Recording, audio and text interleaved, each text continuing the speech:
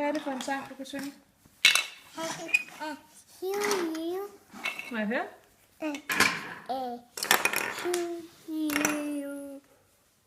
Hvornår skal vi synge den sang? Hvad betyder det? Ja, hvornår skal vi så synge? Til din fødselsdag? Ja. Hvad skal vi så have at spise? Hey. Kage? Ja. Ja. Hvem tror du kommer på besøg? Mormor og min harmonia. Farmor? Ja. Og mormor. Og måske kommer Fætter Rasmus også? Ja. Og Lillehem.